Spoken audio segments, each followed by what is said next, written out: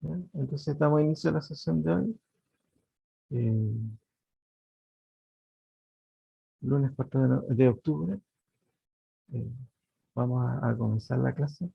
Estamos viendo las ecuaciones de Maxwell, ¿cierto? Eso es lo que vimos el día a la clase anterior. ¿Sí?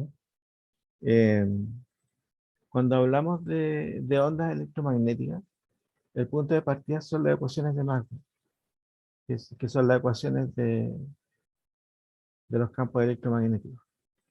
¿Ya? Estas ecuaciones de Maxwell resumen toda la teoría electromagnética que se conoce hasta ahora. ¿Ya? Entonces estas ecuaciones eh, explican todos los fenómenos electromagnéticos que conocemos, ¿ya? Están resumidos en cuatro ecuaciones. Estas ecuaciones se llaman ecuaciones de Maxwell porque fue Maxwell quien se dio cuenta eh, de, de que todos los conocimientos que se tenían de, de los campos electromagnéticos estaban como muy dispersos. Esto yo estoy hablando así de, de fines del siglo XIX, ¿ya? Fines del siglo XIX, yo estoy hablando en 1800 y algo, ¿ya? Hasta esa fecha se tenía mucho conocimiento acerca de los campos electromagnéticos. Se sabía todos los fenómenos acá, allá, eran datos experimentales. En ese tiempo la teoría electromagnética estaba reducida solamente a observaciones empíricas, ¿ya? Se hacían experimentos, se anotaban los resultados, se tenían algunas conclusiones, qué pasaba aquí, qué pasaba allá, qué pasaba con esto otro, pero todo era experimental y o sea, eran más datos que teoría. Era experimentación. Prácticamente la- el conocimiento del electromagnetismo se basaba en casi puro eh, conocimiento empírico, ¿ya? Pero ¿qué hizo Maxwell? Maxwell llegó y dijo, esto hay que ordenarlo. Vamos a tratar de buscar una sola ecuación o tal vez menos ecuaciones para resumir todo lo que se conoce de campos electromagnéticos. Eso dijo. Entonces empezó a trabajar y hacía pura papel y pluma, ¿ya? Nada de experimentos, nada, con pura teoría. Empezó y dijo, esto acá, se tiene esto aquí, qué pasa allá. Empezó a anotar, y se dio cuenta que toda la teoría electromagnética se reducía a cuatro ecuaciones. Él dijo, con estas cuatro ecuaciones, las escribió y todo, dijo, con estas cuatro ecuaciones yo puedo explicar todos los conocimientos electromagnéticos que se tienen hasta hoy día. Hizo un compendio. Él resumió todo lo que se conocía hasta la fecha en cuatro ecuaciones. Un gran logro y de mucha importancia, ¿ya? Y dijo, son cuatro ecuaciones. Está la ley de Gauss eléctrica, que es la divergencia del campo eléctrico proporcional a la carga encerrada en un volumen, ¿ya? La ley de Gauss magnética, que establece que, que los campos magnéticos eh, no son, que no existen los monopolos magnéticos, ¿ya? La ley de inducción de Faraday, que dice que la variación de un campo magnético produce un campo eléctrico. Y la ley de Ampère, que nos dice que se puede generar un campo magnético de dos maneras. Una, con corrientes eléctricas o con cargas en movimiento. Y la otra manera de generar un campo magnético es con un campo eléctrico variable. ¿Ya? Esto lo expliqué yo en la clase anterior. Nosotros no vamos a necesitar tanta teoría electromagnética. Nosotros lo que nos interesa son las ondas electromagnéticas. No la teoría electromagnética, eso ya ustedes lo vieron en un curso previo. Aprendieron a calcular campos magnéticos, aprendieron a calcular los campos eléctricos a través de cargas distribuidas, vieron la ley de Ampère, vieron la ley de inducción de Faraday con circuitos estándar, conocidos. Aprendieron a calcular todos los campos electromagnéticos con ese curso. Nosotros no nos vamos a dedicar a los campos electromagnéticos, sino que a nosotros nos interesan las ondas electromagnéticas. Este es el curso de ondas. ¿Ya? Entonces, para estudiar las ondas electromagnéticas, el punto de partida son las ecuaciones de Maxwell. ¿Ya? La primera ecuación de Maxwell, acá nosotros vamos a estudiar las ondas electromagnéticas, entonces vamos a suponer que en el vacío no existen cargas ni corrientes eléctricas. No existe ni carga eléctrica ni corriente eléctrica. ¿Ya? Vamos a estudiar los campos electromagnéticos en el vacío. ¿Ya? Entonces, en el vacío, ¿qué pasa? No hay carga eh, eléctrica. Así que la ecuación de Gauss eléctrica, esta que está acá, como no hay carga eléctrica, este ρ es la distribución de carga eléctrica en algún volumen. Como no hay carga eléctrica, esto es cero. Este lado de la ecuación es cero. Entonces la ecuación de Gauss eléctrica se reduce a la divergencia del campo eléctrico igual a cero.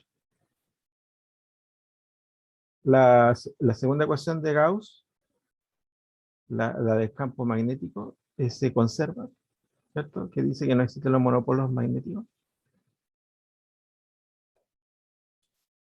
La tercera ecuación de Maxwell se conserva también. Esta es la misma ecuación de Maxwell que aparece acá arriba. El rotor de E igual a la variación de campo magnético en el tiempo. Esto es en el caso del vacío, ¿verdad? Claro, Ya. sí, sí. Nosotros vamos a estudiar el vacío.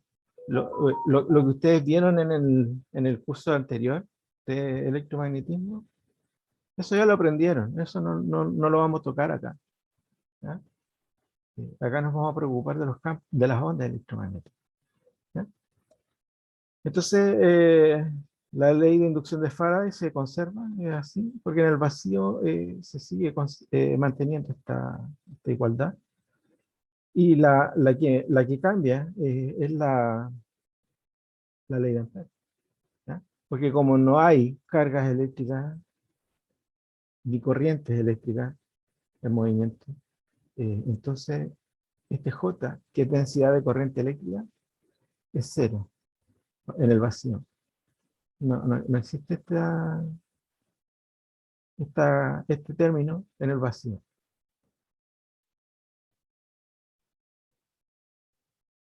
¿Ya? Así que la ecuación de Ampère se reduce a esta expresión.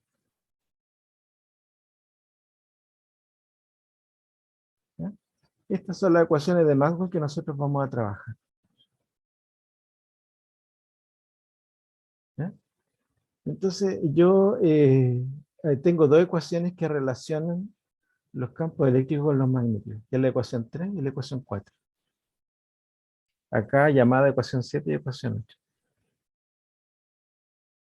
Disculpe, ¿relaciona el campo magnético con qué? Con campo eléctrico. La E es el campo eléctrico, la B es el campo magnético. ¿Ya? Entonces, esta ecuación relaciona campo eléctrico con campo magnético, la otra igual, campo magnético con campo eléctrico. Entonces, yo voy a tomar esta ecuación, voy a tomar la ecuación 3, o sea, la ecuación 7,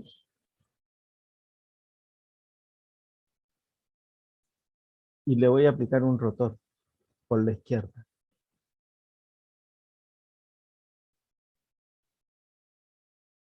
Le voy a aplicar un rotor a esta ecuación por la izquierda. ¿Ya?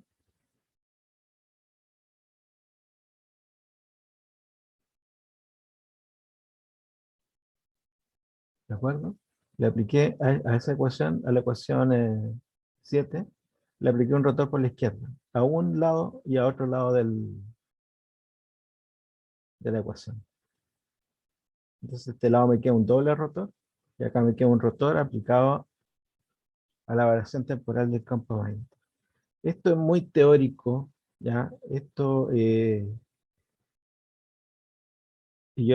voy a hacer la demostración eh, de que esto se propaga ondulatoriamente también. ¿Ya? Entonces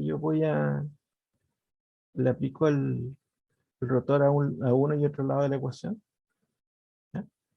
Resulta que acá el rotor es un operador, tenemos acá el operador Nabla, que es un operador diferencial eh, que contiene la variación de las variables espaciales. Y este otro operador temporal es el que hace variar el tiempo de esta expresión. Entonces tenemos un operador espacial y un operador temporal. Estos dos operadores, el espacial y el temporal, son conmutativos, que significa que yo puedo aplicar primero el operador temporal al campo magnético y después aplicar el operador espacial. O al revés, yo puedo aplicar primero el operador espacial y después el temporal. Por eso se dice que son conmutativos, porque lo puedo hacer primero uno, poner primero uno y después el otro, o viceversa. Y la igualdad no se destruye. ¿Ya? Yo puedo intercambiar el orden de estos operadores. Primero poner uno y después el otro, o viceversa, y voy a tener exactamente el mismo resultado. Y eso es lo que se hace acá. Se aplica primero el operador Nabla y después el temporal, aprovechando de que este campo magnético lo permite. ¿No? Entonces, ¿qué pasa? Este rotor, eh, el rotor del campo magnético, yo lo vi en una ecuación de Maxwell. Está en la ecuación número 8. El rotor de B se puede calcular de esta manera. Entonces, ahí donde aparece el rotor de B, yo voy a sustituir por este término.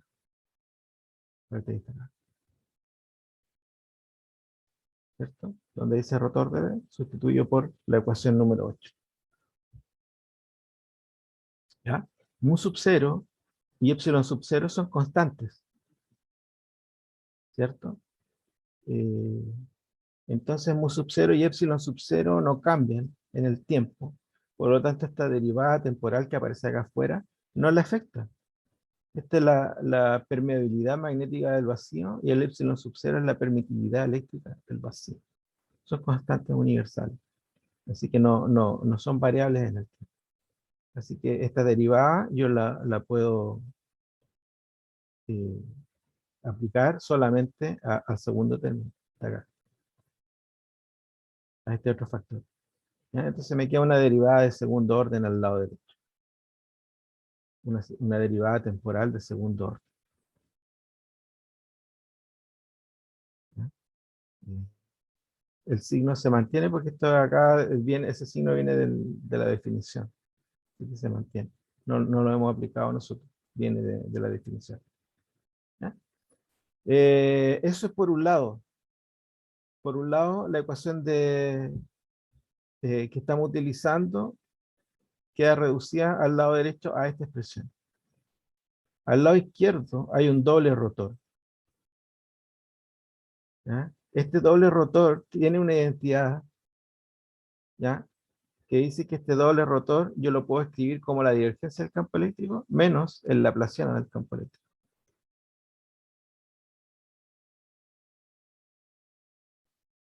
¿Ya? Entonces, este doble rotor queda reducido a dos expresiones más simples. ¿Ya? La divergencia del campo eléctrico, por ahí la vi en el vacío. La divergencia del campo eléctrico está acá. La divergencia del campo eléctrico es cero en el vacío. ¿Ya? Así que este término se anula. Este término es cero. Solamente en el doble rotor se conserva el laplaciano del campo eléctrico. Así que yo igualo la ecuación 10 con la ecuación 9, ¿cierto? Que las dos son para el doble rotor. Las igualo. El signo se pierde porque acá al igualar, este es negativo, este también es negativo, se pierde, ese signo es irrelevante. ¿Ya? Así que me queda laplaciano a un lado, segunda derivada temporal al otro. Esta ecuación como que la habíamos visto antes, ¿se acuerdan? La vimos en la clase pasada, la semana pasada. ¿Ya? Y resulta que el laplaciano, la vimos de esta manera. El laplaciano de phi es igual a 1 sobre v cuadrado, segunda derivada temporal de phi. Esta ecuación que ustedes están viendo acá, que acabo de escribir, esa ecuación es la ecuación de onda. Y la ecuación de onda eh, representa el movimiento ondulatorio.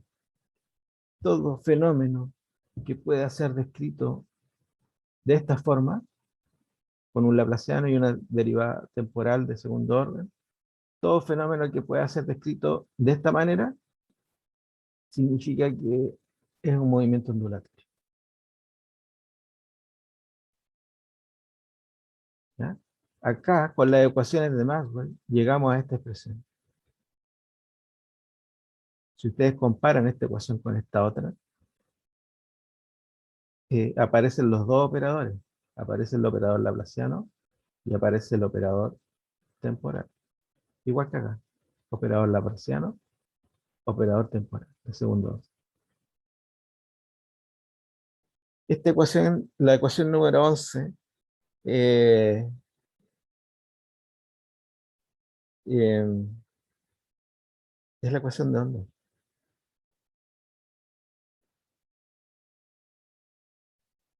Entonces, ¿qué me dice esta ecuación de onda? Esta ecuación de onda me dice que el campo eléctrico se propaga de manera ondulatoria. Los campos eléctricos se propagan de manera ondulatoria. ¿Ya? Los campos eléctricos no son instantáneos. Antes se creía que los campos eléctricos y magnéticos eran instantáneos. Pero con las ecuaciones de Maxwell llegamos a esta expresión, que es la ecuación de onda, y esto implica que el campo eléctrico se propaga de manera ondulatoria. Y es más, este término que está acá tiene relación con la velocidad de propagación de la onda. 1 sobre v cuadrado es igual a mu sub 0 por epsilon sub 0. De manera que me queda, si yo invierto esta ecuación, calculo recíproco, me queda mu sub 0, epsilon sub 0. Aplico raíz y me queda 1 sobre mu sub 0 por epsilon sub 0. ¿Ya? Entonces, con esta demostración, se observan dos cosas. Primero, que los campos electromagnéticos se propagan de manera ondulatoria. Y lo segundo que se, que se deduce de esto es que lo hacen a una velocidad finita. Si ustedes sustituyen los valores de epsilon sub 0 y mu sub 0 en esta ecuación, les va a dar aproximadamente 3 por 10 elevado a 8 metros partido por segundo. Que eso es la velocidad de la luz en el vacío. Sí.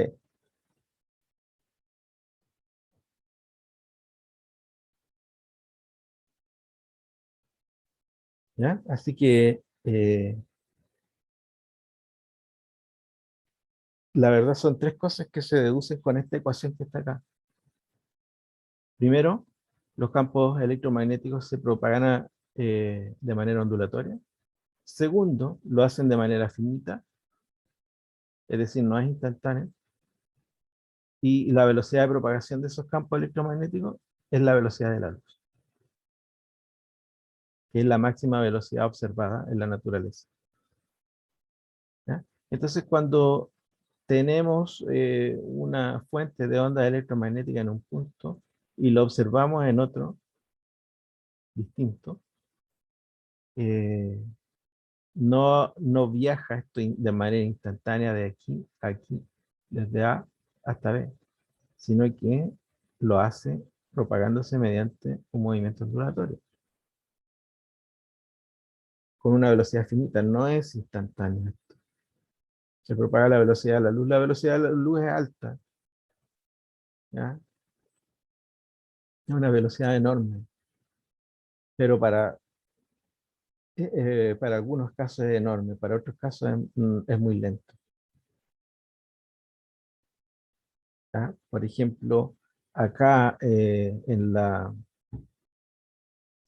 acá en la Tierra, como nosotros nos movemos a- a velocidades pequeñas, en comparación con la velocidad de la luz, uno encuentra en distancias pequeñas que esta velocidad de la luz es enorme.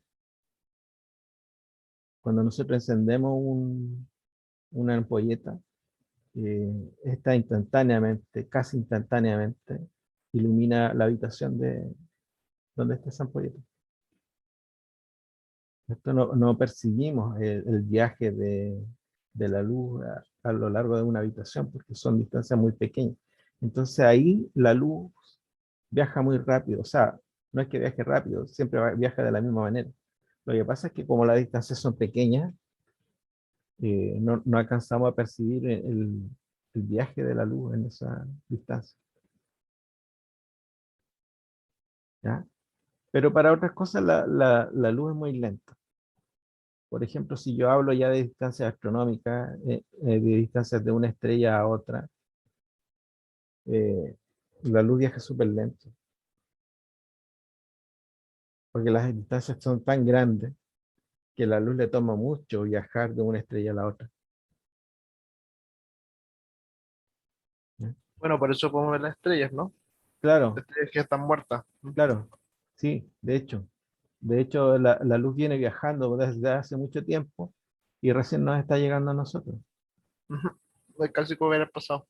Claro, de hecho, la estrella más cercana a nosotros está a 4 años luz. 4 años luz. Es decir, para llegar a la estrella Alpha Centauri, creo que se llama, para llegar a esa estrella que es la más próxima a nosotros, Próxima Centauri creo que se llama, Próxima Centauri. Para llegar a esa estrella tendríamos que estar viajando 4 años a la velocidad de la luz. 4 años a la velocidad de la luz para llegar a esa estrella. Y esa es la más cercana.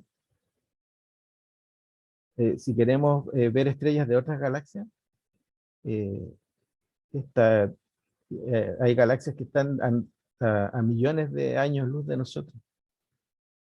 Eso significa que están viajando hace millones de años y nosotros estamos viendo esa luz, como decía Felipe, esa luz la estamos viendo desde que salió desde esa estrella y no está llegando recién a nosotros. Ya han pasado miles, millones de años con algunas estrellas que vemos en la noche nosotros. Porque el universo es tan vasto, es tan grande, que a nosotros se demora una enormidad en llegar esa luz a nosotros. Así que la velocidad de la luz es rápida, pero para algunas cosas, para otras no, ¿ya? Eh, entonces, yo les decía, eh, si ustedes sustituyen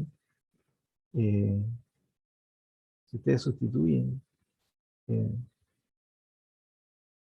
esta, estos valores, la permitividad eléctrica del vacío y la permeabilidad magnética del vacío, les va a dar aproximadamente 3 por 10 elevado a 8 metros segundo. Esto significa que la luz viaja 3 por 10 elevado a 8 metros en un segundo. ¿Ya? Por ejemplo, acá en la Tierra, eh,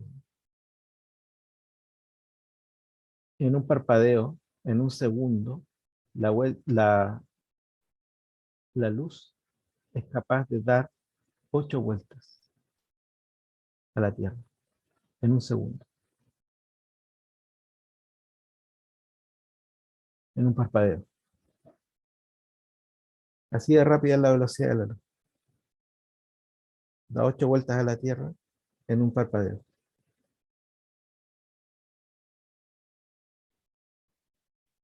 Pero para otras cosas es lento, no sirve para viajes estelares. ¿Ya? Em, ¿Ya? Entonces, esto se concluye, y esta es la importancia de las ecuaciones de Maxwell. Antiguamente eh, no se sabía qué era la luz. Antiguamente no se sabía qué era la luz, si era una onda o si era una partícula. ¿Ya?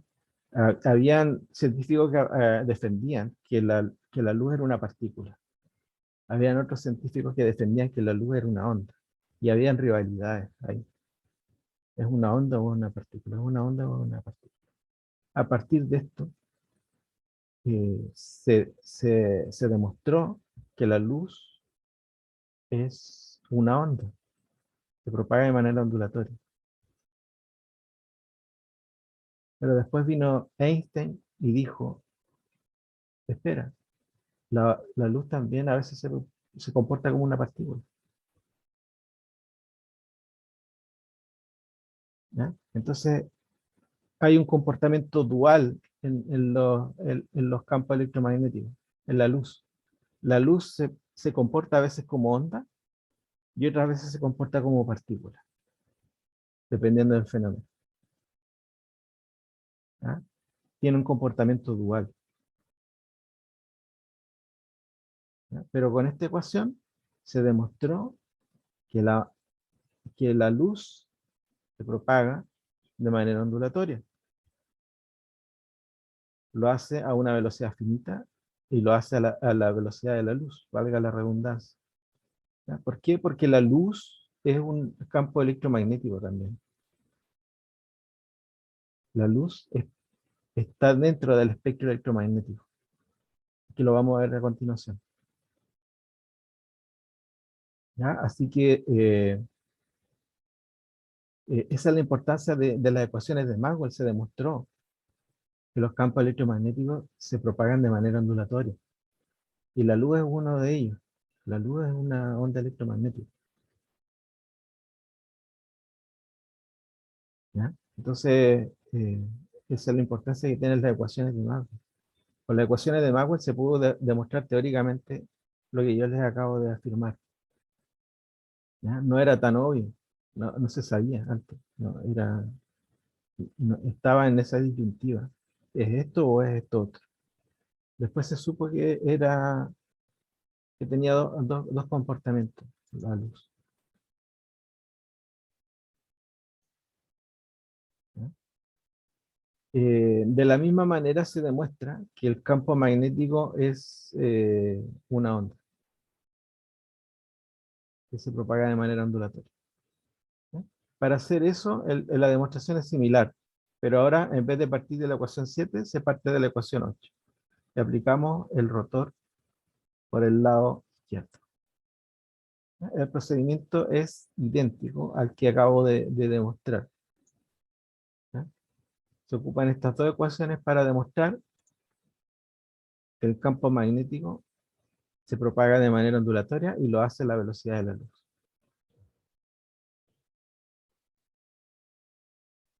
¿Ya? Desde ahora en adelante, esto que es 1 sobre raíz de mu sub 0 y epsilon sub 0, a partir de ahora, eso le vamos a llamar C.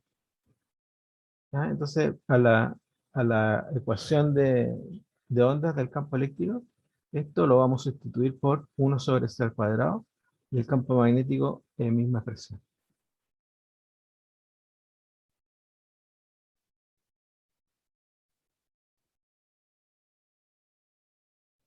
¿ya? Entonces ahí queda demostrado que los campos electromagnéticos se propagan de manera ondulatoria. Y con las ecuaciones de Maxwell se vio que los campos eléctricos y los campos magnéticos estaban relacionados entre sí. A través de la ecuación 7 y la ecuación 8 se relacionan entre sí. ¿Ya? El campo eléctrico nunca está solo, el campo eléctrico siempre va acompañado de un campo magnético y viceversa.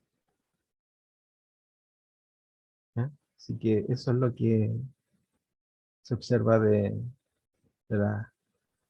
del campo electromagnético. ¿Ya? Esto es muy teórico, esto no tienen ustedes que aprendérselo de memoria. Esto es para demostrar nomás que los campos electromagnéticos son ondulatorios, son ondas.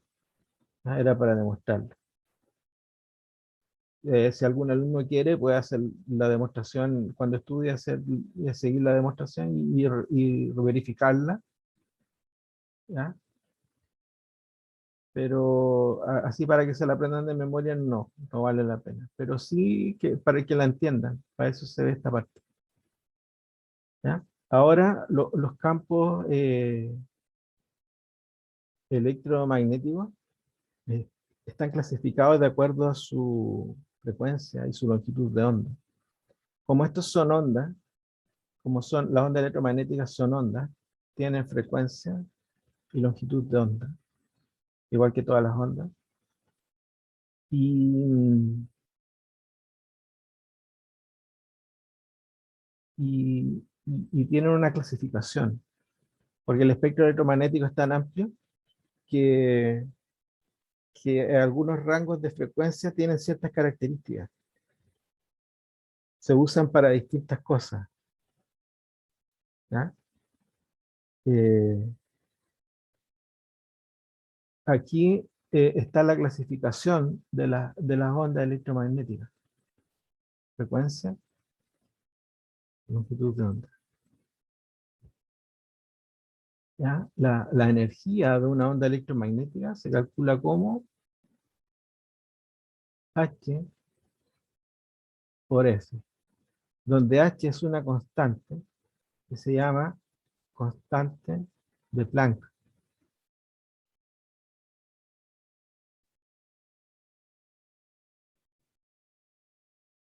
Es una constante universal. Entonces la energía de una onda electromagnética depende linealmente de su frecuencia. Esto significa que a frecuencias bajas vamos a tener baja energía y a frecuencias altas vamos a tener alta energía. ¿Ya? Entonces, tenemos como primera clasificación las ondas radiales, que tienen una frecuencia menor a 10 elevado a 9 Hz y una longitud de onda mayor de 300 milímetros.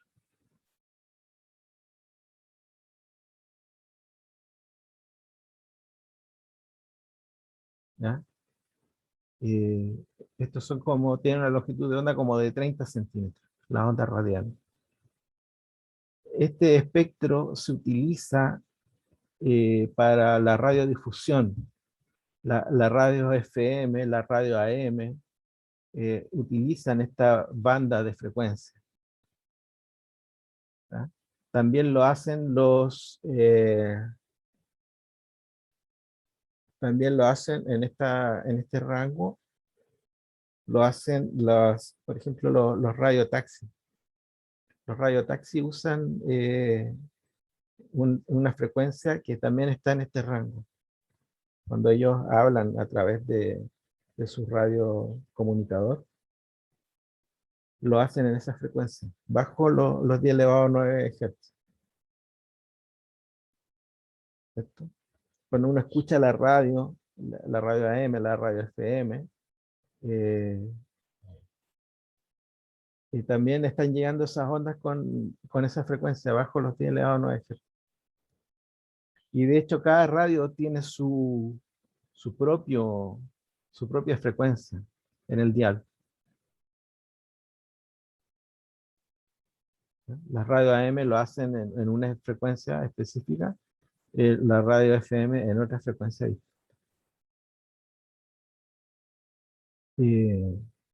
Las ondas radiales también las utilizan los militares para comunicarse entre ellos. Lo hacen con un ancho de banda exclusivo para ellos, que no tiene interferencia con las otras frecuencias, con las frecuencias comerciales ni las de taxi. ¿Ya? Carabineros igual, también usan su radiocomunicador, también utilizan ese rango de frecuencia. ¿Ya? La TV abierta, la televisión abierta, también utiliza este rango de frecuencia, la televisión abierta. ¿Ya? Esos son usos de las ondas radiales. ¿Ya? Los radioaficionados también utilizan esa banda de frecuencia. ¿Ya? A continuación vienen las microondas. Aquí, en el límite entre las microondas y las ondas radiales, tenemos las frecuencias de Wi-Fi. Esa señal de Wi-Fi que nos llega a los celulares o a los computadores de manera inalámbrica, lo hacen en una frecuencia entre las microondas y las ondas radiales. Estamos hablando de los gigahertz. ¿Ya? Entonces, esa señal de Wi-Fi que sale del router de la casa y nos llega al celular, lo hace en la banda entre las microondas y las ondas radiales. Por ahí está es más microondas que onda radial el Wi-Fi, sí. ¿Ya? Está más dentro de este rango que del otro. ¿Ya? Las microondas también tienen otro uso, aparte del Wi-Fi. También esos ondas microondas que uno tiene en la casa funcionan en ese espectro. El horno. Cuando uno pone un plato de comida en el microondas, ¿cierto? Lo que hace el microondas es enviar ondas de un lugar a otro al interior del horno. Envía ondas que tienen la frecuencia de microondas. ¿Ya? ¿Qué pasa con el alimento que va en el interior? El alimento que va en el interior contiene moléculas de agua.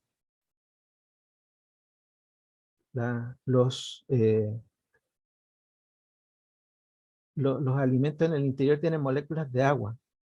¿Y qué pasa con esas moléculas de agua? Con esta frecuencia de microondas, resulta que con esta frecuencia las moléculas de agua vibran. Tiene una frecuencia tan adecuada para las moléculas de agua que las va a hacer vibrar. Y esa vibración provoca el aumento de temperatura de los alimentos. Entonces algo que estaba frío, que estaba a temperatura ambiente, 20 grados Celsius, al meterlo al microondas y agitar las moléculas de agua, sube a una temperatura mayor.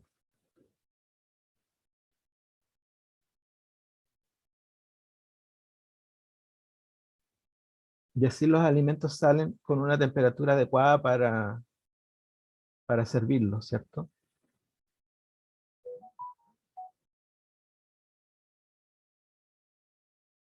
¿Ya?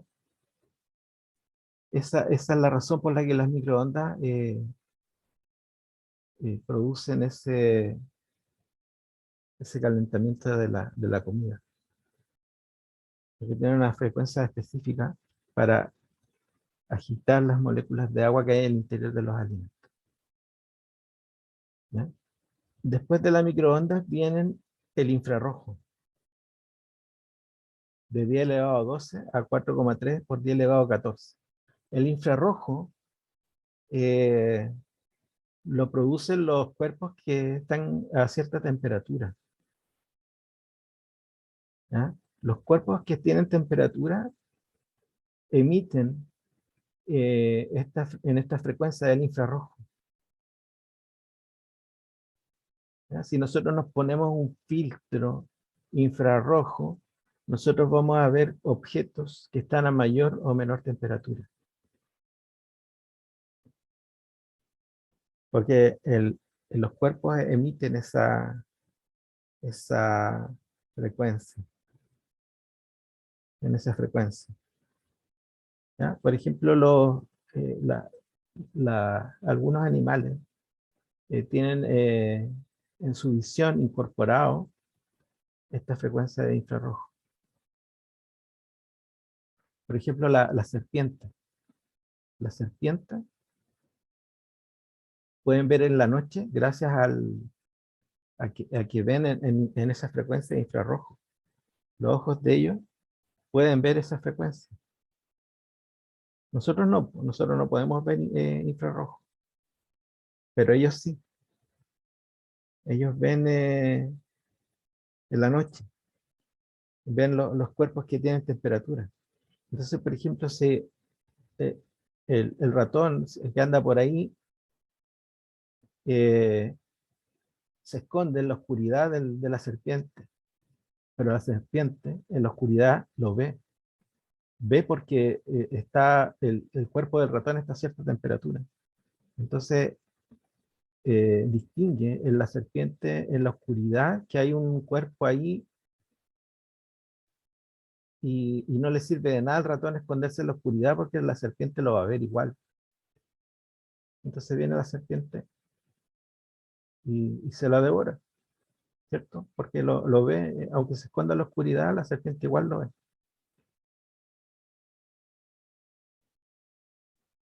¿Ya? Los infrarrojos también se utilizan en los controles remotos de los televisores. ¿Ya? Cuando uno prende un televisor con el control remoto, lo que está emitiendo es una onda infrarroja.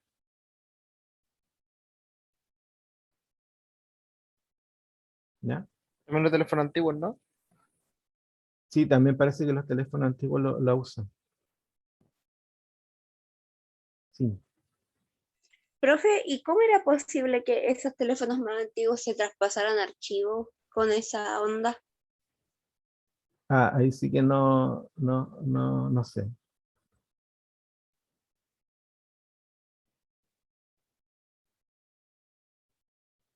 ¿Ya? Entonces, acá el control remoto envía la señal infrarroja al televisor y el televisor se enciende. O bien, si queremos bajar el volumen, o subir el volumen, o si queremos cambiar de canal, enviamos una señal infrarroja al televisor. ¿Ya? Las señales infrarrojas son, eh, son débiles en el sentido que son poco penetrables. ¿Ya? Las señales infrarrojas, si una persona separa entre el receptor de televisor y el control remoto, y si una persona se para ahí, va a impedir que el control remoto cumpla su función, porque la onda de infrarrojo no atraviesa a la persona. Si una persona se para ahí, va a bloquear la señal infrarroja. No son penetrables estas señales. Igual si es que uno prende el televisor apuntando en otra dirección, no va a lograr encender el televisor, ¿ya? Porque las ondas infrarrojas de estos controles remotos se propagan en línea recta. Se propagan en línea recta y no son capaces de penetrar cuerpos opacos. Lo cual que algunas veces es una desventaja, eh, otras veces se convierte en una ventaja. Por ejemplo, es una desventaja si alguien se para ahí porque molesta al receptor. Entonces, si el hermano chico anda por ahí y no deja pasar, no nos deja ver tranquilo en la tele, ¿cierto? Es una desventaja, pues es una molestia. Pero a la vez se transforma en una ventaja porque supón que en la otra pieza está, en la pieza del lado está el hermano ahí viendo otra cosa, con otro televisor. ¿Ya? Entonces, ¿qué pasaría si es que qué pasaría si las ondas infrarrojas atravesaran la pared de la casa? Y haría interferencia con el otro televisor. Entonces, cuando uno cambia un canal acá, el de la pieza de al lado también se cambiaría el canal, porque la onda estaría atravesando el muro. Afortunadamente, las ondas infrarrojas no pueden hacer eso.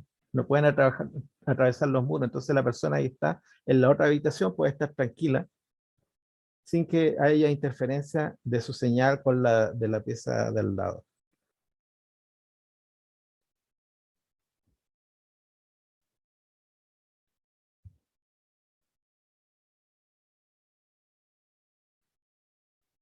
¿Ya? Ahí es una ventaja, igual que eh, de las casas contiguas tampoco se hace esa interferencia, tampoco. De las casas vecinas no pasa el infrarrojo, entonces no hay una interferencia. En general, la onda infrarroja es débil porque funciona a cierta distancia nomás y no provoca, no atraviesa los cuerpos opacos. ¿Ah? El control de la tele uno tiene que estar a máximo 3 metros, creo. ¿Cierto? Eh, no puedo estar desde muy lejos para que funcione, si no, no va a funcionar. ¿Ya? Esa es una de las características del infrarrojo. ¿Ya? Después viene el, el espectro visible, que es el que nosotros vemos, que nuestros ojos son capaces de ver solamente en este rango, en el espectro visible.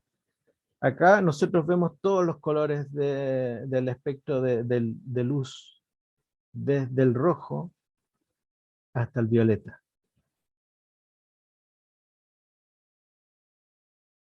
Desde el rojo hasta el violeta nosotros, esos son los rangos que vemos, y vemos todos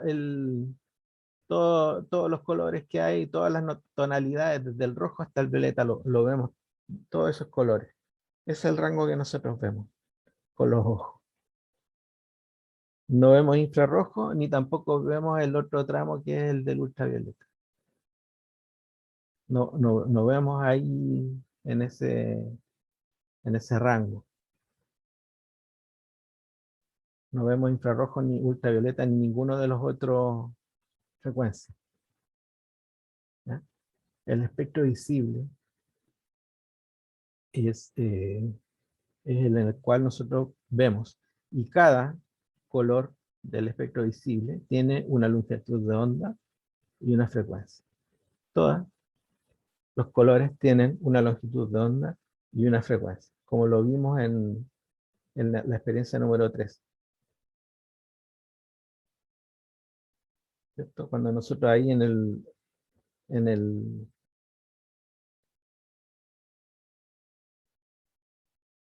televisor, o sea, en la experiencia, veíamos, íbamos cambiando el color, y iba cambiando el periodo y la longitud de onda, ¿cierto? Para todos los colores que habían en la onda electromagnética, todos los colores tenían una frecuencia específica y tenían una longitud de onda y un periodo. Eso lo medíamos nosotros en el experimento número 3. ¿Ya? Es el espectro visible. Dicen que nosotros tenemos más sensibilidad al color amarillo. el color amarillo, nuestra retina es más sensible al color amarillo, lo vemos con mayor intensidad que los otros colores. Se cree que esa sensibilidad no es al azar, sino que tiene que ver por el color del sol.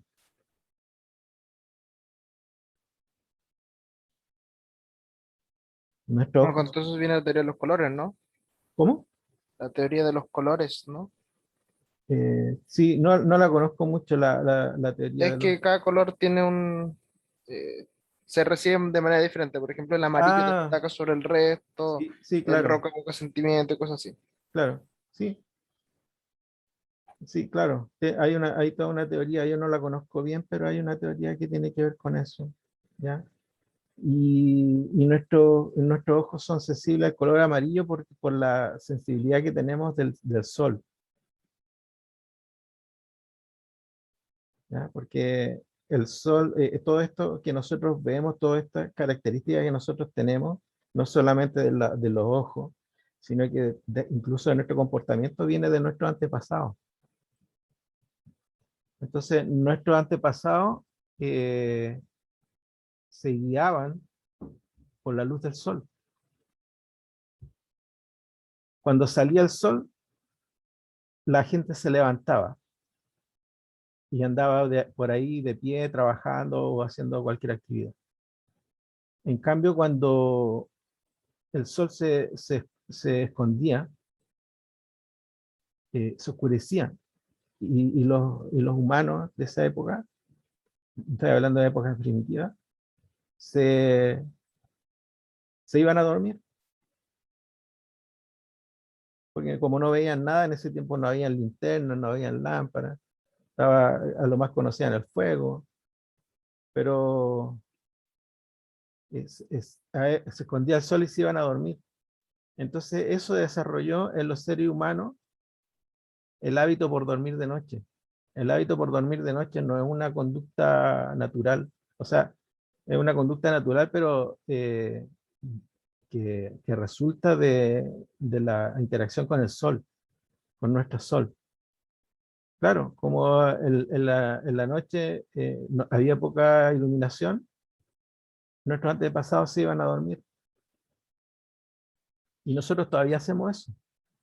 Nosotros todavía, nuestro cuerpo, a través de los años, se acostumbró a ese comportamiento. Y nosotros en la noche vamos a dormir, nos da sueño, porque heredamos ese comportamiento. Es todo un proceso de evolución que hubo con eso. Nuestros cuerpos se adaptaron a la noche, a descansar de noche. Y lo fuimos heredando hasta el día de hoy, ¿cierto? Eh, y lo mismo pasa con los ojos. Los ojos son sensibles al sol por la misma razón, ¿ya? Porque es el espectro que nosotros teníamos y nuestros ojos se hicieron sensibles a la luz del sol que es amarilla. El color del sol nosotros lo vemos amarillo. Por eso nuestros ojos son sensibles a ese color. Más sensible, uno lo ve con mayor intensidad el amarillo. Mayor intensidad que con los otros colores, ¿ya? Después viene el ultravioleta, ¿ya? De aquí en adelante, nuestra, parte del espectro tienen mucha energía, ¿cierto? Yo les dije que la energía era proporcional a la frecuencia. De aquí, desde el espectro visible hacia abajo, ya tenemos una energía importante de estas ondas. El ultravioleta se utiliza para eh, des, eh, para sacar, para limpiar instrumentos médicos, para esterilizar los instrumentos médicos, el ultravioleta. ¿Ya? Porque tiene una frecuencia que es dañina para microorganismos. Entonces, a los organismos al estar expuestos a este tipo de radiación mueren. Entonces, los instrumentos ópticos, o sea, perdón, los instrumentos médicos que necesitan estar purificados, lo hacen en esa banda de frecuencia. Con esa frecuencia ya uno se asegura que, que esto no van a haber microorganismos en esos aparatos que requieren estar limpios, absolutamente limpios, ¿cierto? Para una operación, para una curación, eh, para distintas actividades que puedan involucrar el cuerpo humano. ¿Ya? A continuación tenemos los rayos X. Los rayos X tienen la característica fundamental de los rayos X es que pueden atravesar cuerpos opacos. ¿Se acuerdan que recién yo le dije que el infrarrojo no podía? Bueno, el rayo X sí puede atravesar cuerpos opacos. Y además, además de atravesar los cuerpos opacos, los rayos X tienen la característica que pueden imprimir una placa fotográfica al atravesar por un cuerpo opaco. Pueden dejar un rastro de ese trayecto que tuvieron en un cuerpo opaco. Cuando se descubrieron los rayos X a principios del siglo XX, se dio esta propiedad de los rayos X e inmediatamente se aplicó a la medicina. Esto fue uno de los descubrimientos que prácticamente fue instantáneo, se descubrieron y al tiro lo aplicaron a la medicina, para ver huesos, para estudiar el cuerpo por dentro, el cuerpo humano, ¿ah? Por esta propiedad que tienen los rayos X de atravesar cuerpos opacos. O sea, se aplicó al tiro a la medicina. ¿Ya? Y por último tenemos los rayos X. Los rayos X, perdón, los rayos gamma. Los rayos gamma, estos son los que tienen más alta frecuencia, que tienen frecuencias superiores a 10 elevado a 19 Hz.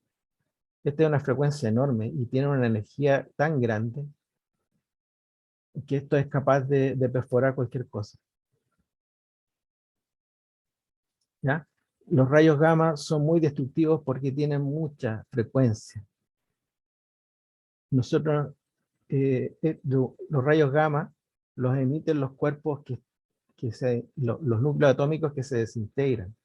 Por ejemplo, yo tengo un núcleo atómico y lo separo en dos, emite un rayo gamma. Y es un rayo de muy alta frecuencia, muy destructivo. ¿Ya? Las armas nucleares, eh, la- la- las emiten este tipo de radiación. Las armas nucleares, al dividir el núcleo, emiten rayos gamma. Las armas nucleares eh, utilizan la división del núcleo atómico y emiten este tipo de radiación. Por ejemplo, no sé si ustedes saben que al final de la Segunda Guerra Mundial se bombardeó Japón, dos ciudades japonesas, con bombas atómicas, que fue Hiroshima y Nagasaki. Hiroshima y Nagasaki las bombardearon con bombas atómicas. Una bomba atómica en Hiroshima, una bomba atómica en Nagasaki. Eh, y estas bombas atómicas, al dividir el núcleo atómico, era tan grande la explosión que la gente que estaba cerca de la detonación se desintegró. Es una radiación muy destructiva. ¿Ya? Pero más que la detonación en sí de la bomba, lo que produjo mayores muertes fue la radiación gamma. ¿Por qué? Porque la radiación gamma afectó a regiones más allá de la detonación. Y lo otro, contaminó con radioactividad todo el sector donde habían sido detonadas las bombas. Entonces quedaron los alimentos, quedaron con restos de radioactividad. Entonces, como estos eran pueblos ciudades que se alimentaban de la ganadería, de, de los, de vegetales que tenían de cultivos, quedaron envenenados. Y después de la detonación de la bomba, murió más gente con la radiación activa en el aire que con la detonación misma de la bomba. Murió más gente con la radioactividad que quedó en el ambiente que la detonación misma de la bomba. ¿Por qué? Porque se envenenaron los alimentos, se murieron los animales, la gente al comer los alimentos que estaban envenenados también se morían. Se murió mucha más gente después que durante Sin contar las enfermedades por radiación. Claro, sin contar las enfermedades por radiación. También, las enfermedades a la piel y todo eso, la gente se murió. Es que este tipo de radiación es muy destructiva, muy penetrante y muy destructiva, porque tiene una frecuencia muy alta. Profesor, entonces a mayor frecuencia es más penetrante la onda, ¿no? Claro, más penetrante, mayor la Entonces, energía. por ejemplo, en microondas no es penetrante, ¿no? No, claro, pero el microondas tiene, también las ondas tienen intensidades. Y tampoco es bueno que tú pongas tu mano ahí en las ondas de microondas. No, no, no, creo que No, no. No es buena no, idea. no, no es buena idea. No, claro.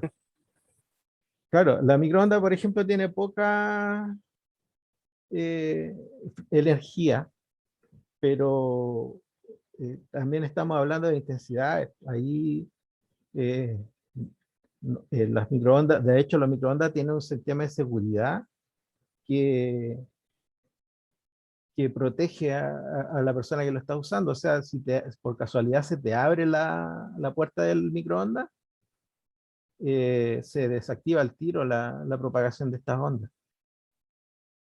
Vienen con ese sistema de seguridad porque es peligroso. Es peligroso que tú te sometas a las microondas del horno, de microondas. ¿Ya? ¿Y las ondas radiales, hay posibilidades de que afecten o no? ¿Cómo?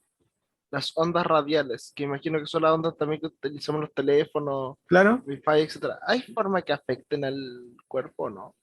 hay estudios de que sí, depende. Por ejemplo, las de los teléfonos celulares, esas ondas que reciben las señales de telefonía, creo que hay algunas que son dañinas. Sí.